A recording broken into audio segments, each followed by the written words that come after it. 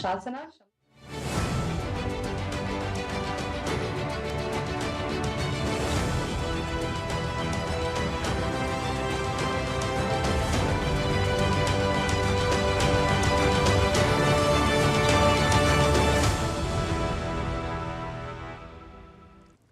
नमस्कार, जनादेश में आप सभी का स्वागत है। मैं हूं अश्विनी कुमार मिश्र। जम्मू कश्मीर के बाद आज जमहूरियत का जश्न रहा हरियाणा में सभी सीटों पर एक चरण में मतदान हुआ और अंतिम जो आंकड़े दोपहर लगभग 3 बजे तक के हैं 49.13% मतदान हुआ। लगातार जबरदस्त मतदान की जानकारी मिलती रही सभी क्षेत्रों में।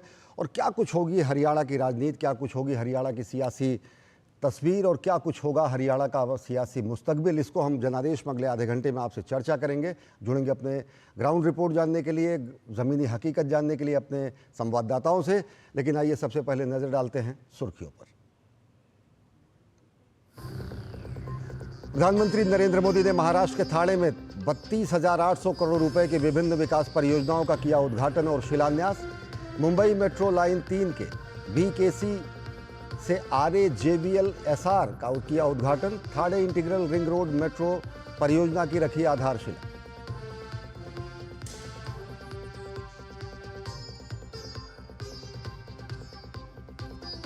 प्रधानमंत्री नरेंद्र मोदी ने PM किसान सम्मान निधि की 18वीं किस्त जारी की।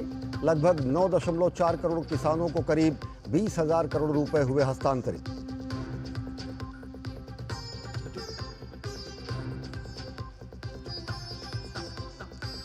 हरियाणा में दोपहर 3 बजे तक करीब 49.13% मतदान। नायब सिंह सैनी, भूपेंद्र हुड्डा, विनेश फोगाट और दुष्यंत चौटाला समेत 1031 उम्मीदवारों की किस्मत दांव पर।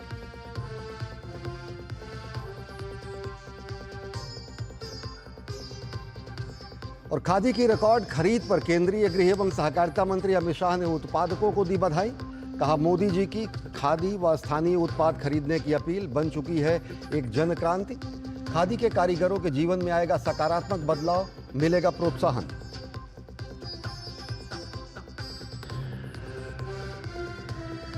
पश्चिम बंगाल के 24 परगना में 11 साल की बच्ची के साथ गैंगरेप के बाद हत्या से लोगों में गुस्सा। नदी किनारे फेंका गया था शव। प्राथमिकी दर्ज नहीं करने पर गांव वालों ने थाने में किया प्रदर्शन। भाजपा नेता डॉक्टर सुकांत मजूमदार ने कहा, ममता बनर्जी ने FIR दर्ज न करने को कहा था।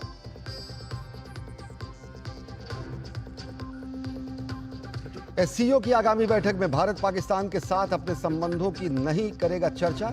इस्लामाबाद में 15-16 अक्टूबर को आयोजित होनी है SCO की बैठक। विदेश मंत्री डॉक्टर S जयशंकर ने कहा, शिखर बैठक में उनकी भागीदारी बहुपक्षीय संबंधों पर केंद्रित रहेगी।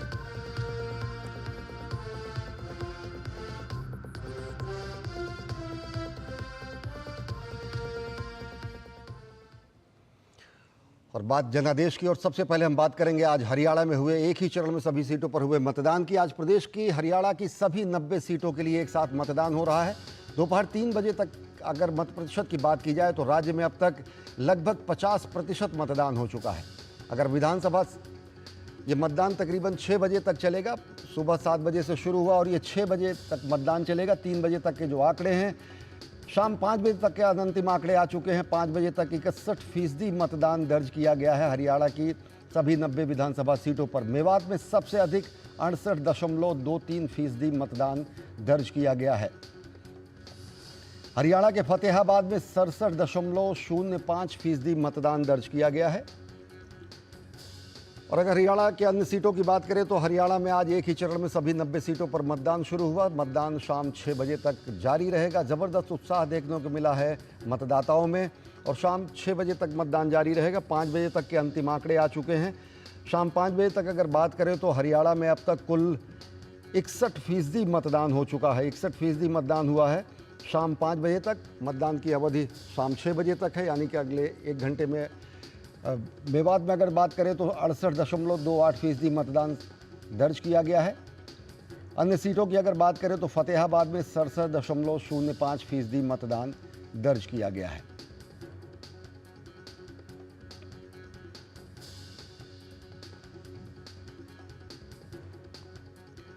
और हरियाणा पर चल रहे जब जमहूरियत के जश्न में जनादेश के इस अंक में हम जुड़ रहे हैं अपनी संवाददाता आकांक्षा से। आकांक्षा, आपसे जानना चाहेंगे 5 बजे तक के जो अंतिम आंकड़े आए हैं, 61% मतदान, ज़बरदस्त उत्साह लोगों में, लंबी लंबी कतारें सुबह से ही देखने को मिल रही थी। 61% मतदान के हिसाब से ये मान के चलते हैं कि अगर देखें पिछले बार के अगर आंकड़े, तो कहीं ना कहीं उत्साह पहले से ज़बरदस्त लोगों का। क्या है लोगों की अपेक्षाएं, क्या हैं प्रमुख मुद्दे?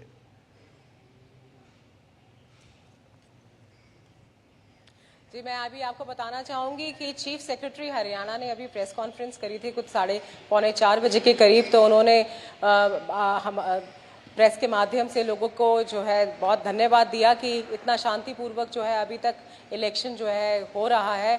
और उनके अनुमान से जो है उन्होंने कहा था कि जब तक इलेक्शन ख़त्म होएगा 6 बजे तक, तो आंकड़ा जो है वो 70 पार तक जा सकता है।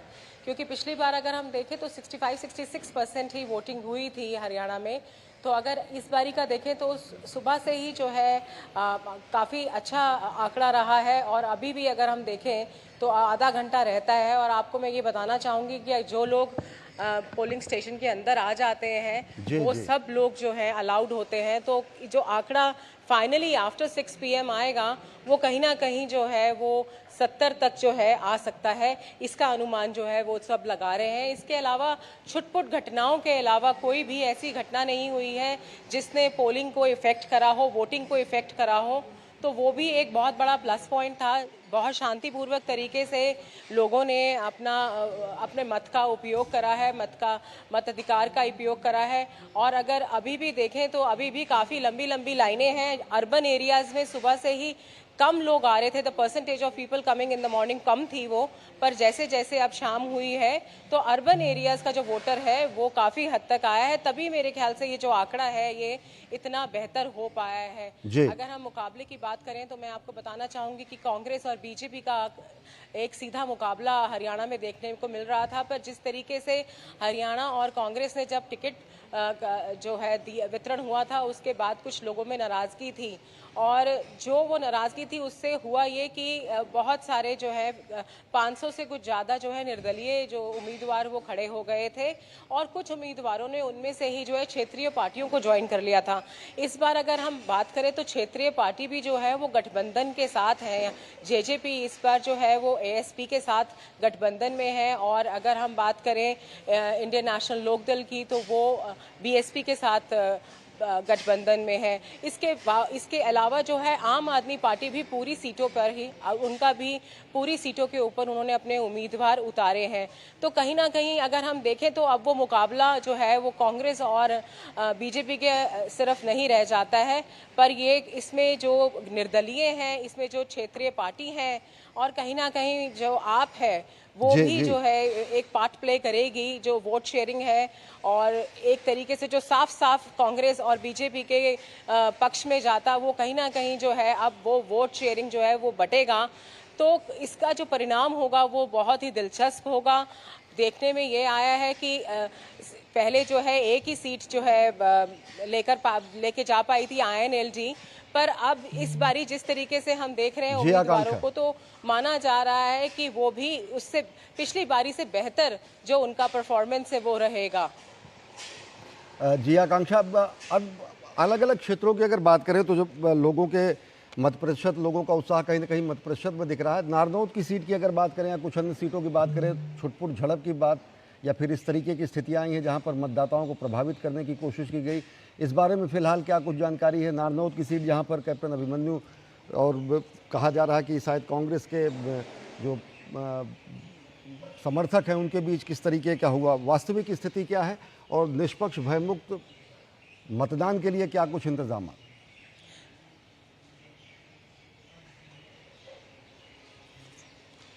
जी, मैं आपको बताना चाहूँगी कि पर्याप्त जो है सिक्योरिटी अरेंजमेंट्स कर दिए गए थे। उसके अलावा जो है आपके बॉर्डर सील कर दिए गए थे और सुबह से ही जो है तैनाती हो गई थी। अगर आप बात करें अलग अलग टुकड़ियाँ जो है बुलाई गई थी सिक्योरिटी फोर्सेस की। तो उसके मद्देनजर जो है अगर हम देखें तो कहीं पर भी कोई ऐसा इंसिडेंट नहीं हुआ है जिसने पोलिंग को जिसने वोटिंग को अफेक्ट करा है। तो अभी भी जब हमने चीफ सेक्रेटरी हरियाणा से बात करी, हमने इलेक्शन ऑफिस में बात करी, तो उन्होंने कहा कि ये छुटपुट जो घटनाएं हुई हैं वो पोलिंग स्टेशंस के बाहर हुई हैं, वो इतनी बड़ी नहीं हुई हैं, उनको वहीं निपटा दिया गया है। और जाहिर सी बात है कि जब बहुत सारे लोग इकट्ठे होते हैं, अलग अलग पार्टी के होते हैं, तो कई बार इस तरीके की घटनाएं हो जाती हैं, पर ऐसी कोई भी घटना नहीं है जो कि जिसने किसी भी तरीके से इलेक्शन प्रोसेस को इफेक्ट किया है। जी, बहुत बहुत धन्यवाद आकांक्षा हमसे जुड़ने के लिए और विस्तार से जानकारी देने के लिए।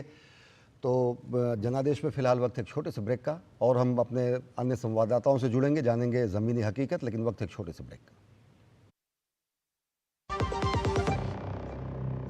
अब आया असली स्वाद। अब आया स्वाद। जब स्वाद के पड़े हो लाले तो MDH का चंकी चाट मसाला डालें। MDH का चंकी चाट मसाला। MDH। काट। सुरक्षा की गारंटी हर चीज में जरूरी है, चाहे वो मुश्किल स्टंट हो या अच्छी फसल। इसीलिए ले आइए IIL के ट्रैक्टर ब्रांड का शिनबा, जो देता है सुंडी और ट्रिप से सुरक्षा की गारंटी। बेटियां घर की रौनक हैं। बेटियां घर संवारती हैं। बेटियां पीढ़ियां सजाती हैं। बेटियां घर की बुनियाद कहलाती हैं। बेटियों को सलाम करता है मोंगिया स्टील, स्टील का बादशाह। ब्रेक के बाद आप सभी का स्वागत है। हम एक बार फिर दर्शकों को बता दें कि हरियाणा विधानसभा चुनाव के लिए मतदान लगातार जारी है। मतदान शाम 6 बजे तक चलेगा। शाम 6 बजे तक ये मतदान जारी रहेगा। 5 बजे तक के जो आंकड़े आए हैं, अब तक 90 सीटों पर 5 बजे तक के जो आंकड़े आए हैं, उसके अनुसार कुल 61% मतदान हरियाणा की सभी सीटों पर हुआ है। राज्य के मेवात में सबसे ज़्यादा 68.28% मतदान हुआ है, जबकि सबसे कम गुरुग्राम में 49.97% मतदान हुआ है।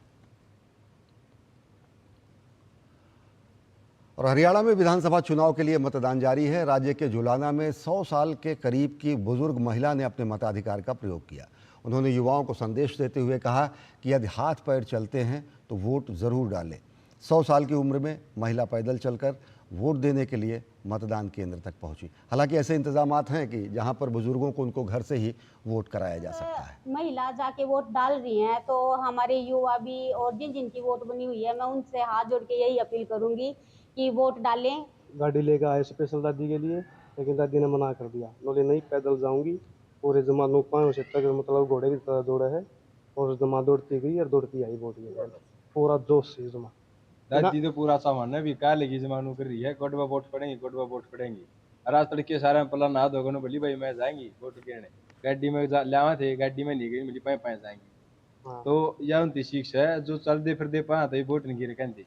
हमारी दादी देख लो 100 तो ऊपर की होली भी सामान है, पूरा पाए पाए वोट गिरने जा है। बस 100 साल तक ऊपर है।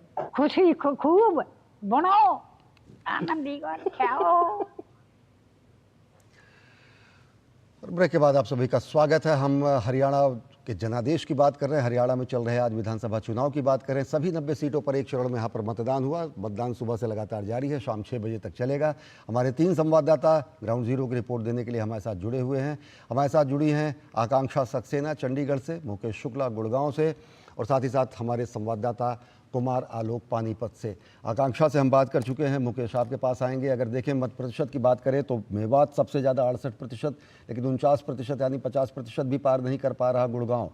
एक कहीं ना कहीं एक अर्बन एरियाज़ में देखा जाता है कि एक अघाई मानसिकता होती है, या फिर वीकेंड टाइप की छुट्टियाँ लेकर लोग कहीं ना कहीं ऐसी जगहों पर चले जाते हैं। मत प्रतिशत जिस तरीके से गुड़गांव का अगर बताया जा रहा है, क्या एक ग्रामीण क्षेत्र के मतदाता शहरी क्षेत्र के मतदाताओं को ये बात ज़रूर सिखाते हैं, हर चुनाव में ये सिखाते हैं कि लोकतंत्र के इस जश्न में जो पढ़े लिखे लोग हैं अपने संवैधानिक अधिकारों का अधिकाधिक इस्तेमाल करें, ऐसे में तब जबकि सबसे कम गुड़गांव में मतदान दर्ज किया जाता है।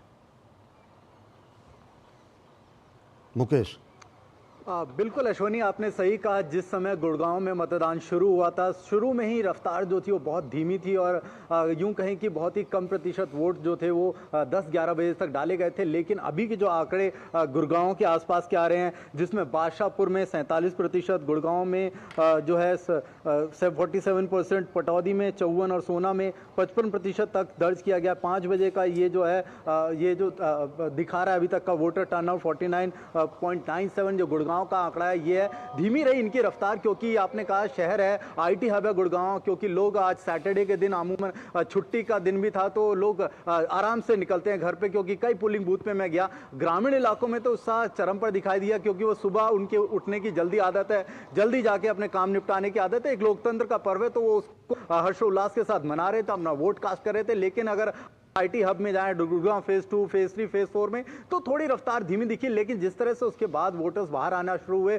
उन्होंने वोट किया, और जो अभी तक का वोट परसेंट है ये कहीं ना कहीं पिछले वोट परसेंट से जरूर कम दिख रहा है। लेकिन लग रहा है कि अभी का जो 15 से 20 मिनट का जो समय बचा है, इसमें जो वोटर्स अंदर चले जाएंगे वोट कास्ट करने के लिए, उन्हीं को अनुमति होगी, क्योंकि 6 बजे जो है वो मतदान समाप्त हो जाएगा। जो अंदर उस समय अपनी पर्ची लेकर के एंट्री कर जाएंगे, उन्हीं को वोट डालने की परमिशन होगी। लेकिन आज इस बार का जो चुनाव था वो काफी रोमांचक भरा चुनाव था। पिछले एक दशक से कांग्रेस जो है वो बाहर थी, अभी तक वो चाह रही थी कि इस बार वो दस्तक देंगे, वो आएंगे। वहीं बीजेपी तीसरी बार हैट्रिक लगाने की फिराक में यहाँ पर है। तो ऐसे में इन दोनों के बीच कांटे की टक्कर थी, और साथ में जो अन्य पार्टियां थी उनके लिए भी यहाँ पर उम्मीदें बनी हुई हैं, उनके लिए भी संभावनाएं खत्म नहीं हुई, चाहे इन लोग हो, जेजेपी हो, आम आदमी पार्टी, और जो निर्दलीय जो पार्टी छोड़ करके आए या अपनी किस्मत निर्दलीय के तौर पर यहाँ पर आजमाने की कोशिश कर रहे हैं, वो भी यहाँ पर पूरा जोर लगाए हुए हैं। जी, हमारे संवाददाता कुमार आलोक हमारे साथ जुड़े हुए हैं। कुमार आलोक, अगर बात करें हरियाणा के चुनाव की, आंकड़े ये बताते हैं कि पिछली बार के जो 65-66% के आंकड़े हैं, उम्मीद है 70 के पार जाएंगे।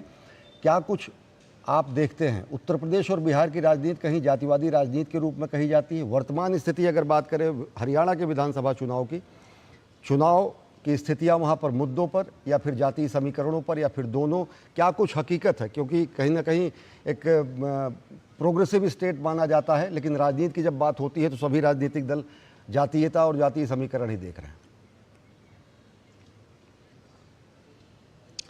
देखिए, जातीयता जो है भारतीय समाज की एक सच्चाई है, चाहे वो बिहार हो, चाहे वो उत्तर प्रदेश कह लें, चाहे वो हरियाणा हो, इवन पंजाब आप कह लो, दिल्ली की हम मेट्रोपॉलिटन सिटी है उसकी बात आप छोड़ दीजिए। तो जातीयता एक सच्चाई है, और ये हमने देखा कि हरियाणा के चुनाव में जिस तरीके से एक कास्ट लाइन पे भी हमने वोट होते देखा। अगर हम जाटों की बात करें, अगर हम सैनिक जो जाति है उनकी बात करें, नन जाट की बात करें, तो उनके अंदर भी एक फीलिंग था। लेकिन जो मतदान की प्रतिशत की जो बात हो रही है, तो आप देखेंगे कि बहुत सारे चुनाव में कवर कर चुका हूं, तो अगर सवेरे 7 बजे से मतदान शुरू होता है तो मतदान का प्रतिशत बहुत कम होता है 12 बजे तक। लेकिन 12 बजे के बाद जो परसेंटेज जो बढ़ता है, आप देख रहे हैं कि बहुत सारे क्षेत्र में, नूह की बात आप करें, मेवात, जहां पे अल्पसंख्यक वोट से सबसे ज्यादा, अगर हरियाणा में कोई अल्पसंख्यक बेल्ट है तो वो नूह और मेवात का क्षेत्र है, वहां पर सबसे ज्यादा बम्पर वोटिंग हुई है। इसके अलावा कैथल में बम्पर वोटिंग हुई है, इवन 60% से एबव 4 बजे ही पार कर गया था आंकड़ा। तो मेरा मानना है कि अगर जब 6 बजे फाइनल रिजल्ट आएगा, 6 बजे के बाद भी आ सकता है, 8 बजे भी आ सकता है, जब इलेक्शन कमीशन ऑफिशियली घोषणा करेगा, तो मेरा मानना है कि ये परसेंटेज जो है 70% से अबव जाएगा, क्योंकि ग्रामीण इलाकों में बम्पर वोटिंग हुई है और मतदाताओं के बीच एक उत्साह था। लेकिन कुछ इलाकों में, शहरी इलाकों में, जो शहरी इलाके इंडस्ट्रियल हब में तब्दील हो चुके हैं, जैसे कि मैं अगर पानीपत से गुजरता हूं, सोनीपत, पानीपत वाला पूरा इलाका जो अम्बाला का एरिया है, वहां एक तरह से पूरा इंडस्ट्रियल हब हो चुका है। तो वहां इंडस्ट्रियल हब में जो उत्साह देखने को मिला वो कम था। लेकिन ग्रामीण इलाके में अगर हम गए हैं, हरियाणा के ग्रामीण इलाकों में गए हैं, गोहाना की बात अगर हम कर लें, सोनीपत की हम ग्रामीण इलाकों की बात कर रहे हैं, तो वहां मतदाताओं में जबरदस्त उत्साह था। और मेरा जहां तक मानना है कि ये जो वोटिंग का प्रतिशत है वो 70% से पार कर जाएगा जब अंतिम आंकड़ा चुनाव आयोग का आएगा। लेकिन जहां तक हम बात कर रहे हैं इलेक्शन जो बीजेपी और कांग्रेस में फाइट की हम बात कर रहे हैं, तो मैं आपको बता रहा हूं कि कम से कम 12 से लेकर 14 सीटों पर इंडिपेंडेंट उम्मीदवार, चाहे वो खासकर मैंने देखा कि जो इंडिपेंडेंट उम्मीदवार कद्दावर है, वो उनका सिंबल था चुनाव में सिलेंडर छाप। और सिलेंडर छाप के मैंने 4, 5, 6 उम्मीदवार देखे कि वो मजबूत स्थिति में हैं, चाहे वो पानीपत का इलाका हो, चाहे वो सोनीपत का इलाका हो, चाहे रोहतक का इलाका हो। इसके अलावा अगर आप बात करेंगे INLD की बात करेंगे, अभय चौटाला की पार्टी की बात करेंगे, जो बसपा के साथ उन्होंने गठबंधन कर रखा है, वो क्या गुल खिलाते हैं। इसके अलावा जो JJP है, JJP ने जो दुष्यंत चौटाला है, उन्होंने चंद्रशेखर रावण की पार्टी के साथ समझौता कर रखा है। लेकिन सबसे बड़ा सवाल यह है कि 3 जो लाल, हरियाणा के 3 लाल कहे जाते थे, बंसीलाल, देवीलाल और भजनलाल, इनका जो सुपरमेसी था, इनका जो एक लेगेसी था, उनका क्या होगा? क्योंकि उनके खानदान के लोग भी यहाँ पे चुनाव लड़ रहे हैं, और क्या वो अपने लेगेसी या अपनी विरासत को बचा कर रख पाएंगे, ये देखने वाली विषय होगी। जी, आकांक्षा, आपसे जानना चाहेंगे, जिस तरीके से बता रहे हैं कि जो मुद्दे हैं वो तो है ही हैं, साथ ही साथ ये तीनों लाल के जो लाल हैं वर्तमान पीढ़ी के, उनके भी राजनीतिक भविष्य का फैसला होगा। अगर देखें तो इस दौरान मुद्दे क्या कुछ रहे, चाहे किसानों के मुद्दे हों या फिर MSP के मुद्दे रहे हों या फिर किसानों के, क्योंकि सबसे ज़्यादा कृषि प्रधान है हरियाणा, पूरी अर्थव्यवस्था वहाँ पर उस पर टिकी रहती है। 24 से ज़्यादा MSP फसलों पर दिए जाने की घोषणा की गई, कांग्रेस के अपने मैनिफेस्टो में किसानों के लिए अलग घोषणाएं की गई। क्या लोगों के जहन में है, अगर देखें तो सबसे प्रमुख मुद्दे क्या रहे?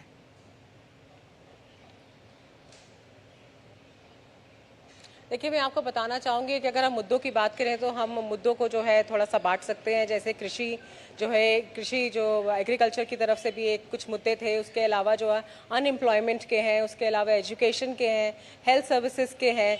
तो इस तरीके के जो मुद्दे रहे हैं वो काफ़ी फोकस में रहे हैं। और अगर हम बात करें डिफरेंट पार्टीज़ के मैनिफेस्टोज़ की भी, तो उसमें भी जो है ये वादे करे गए हैं कि जैसे कांग्रेस ने वादा करा है कि 2 लाख जो हैं वो नौकरियां देंगे, उसके अलावा अपॉर्चुनिटीज़ देंगे लोगों को।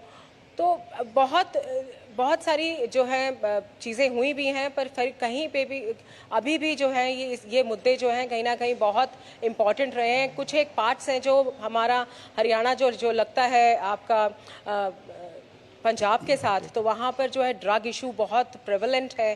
ड्रग्स जो है वो बहुत ही ज़्यादा एक मेनेस है जिसको कंट्रोल करना बहुत ज़रूरी है, तो वो भी मुद्दा रहा है।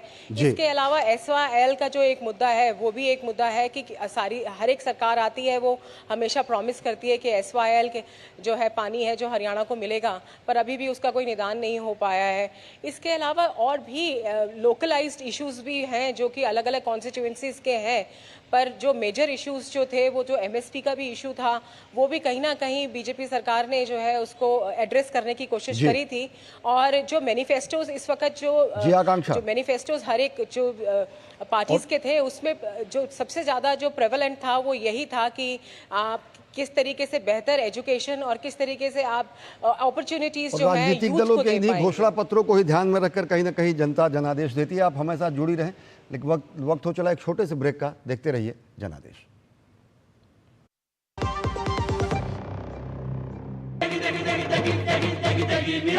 MDH की देगी मिर्च, देगी मिर्च का तड़का, अंग अंग फड़का। MDH की देगी मिर्च। दीदी नौकरी लग गई। अरे वाह, बधाई हो। तो अब तो ढेर सारी शॉपिंग। हाँ दी, नया मोबाइल। अरे रुको शहजादे, सैलरी से पहले खर्चे। इंस्टेंट लोन भी तो मिलता है। पहले बजट बनाना सीखो, फिर खर्च करो। पर दी, देखो, कमाई का एक हिस्सा हमेशा बचाना चाहिए, लेकिन पार्टी देने से नहीं बचोगे तुम। हाँ दी, पार्टी मेरी, बजट तुम्हारा। अच्छा। RBI कहता है, सही वित्तीय बर्ताव करे आपका बचाव। बात जब पीढ़ियों के लिए बनने वाले घर की हो तो जिम्मेदारी बड़ी हो जाती है। गैलेंट समझता है ये जिम्मेदारी। अब डबल M रिब्स के साथ गैलेंट एडवांस TMT रीबार, निर्माण का रियल हीरो। दादी के हाथों का जादू और खुशबू से महकता घर। MDH गरम मसाला, असली मसालों से भरा हूँ मैं, क्योंकि हर रिश्ता है स्वाद से जुड़ा। और ब्रेक के बाद आप सभी का स्वागत है। हम एक चलते एक सवाल लेंगे कुमार आलोक आपसे। जैसा आपने कहा हरियाणा के 3 लाल, उन हरियाणा के 3 लालों के भी लाल का राजनीतिक हाल क्या, मतलब क्या उनका भविष्य एकदम लिटमस टेस्ट हो जाएगा? जो वंशवाद की वहाँ राजनीति रही है, जिसको अलग अलग तरीके से कहीं ना कहीं प्रहार किया जाता है, उसका भी लिटमस टेस्ट? बेहद संक्षेप में आलोक।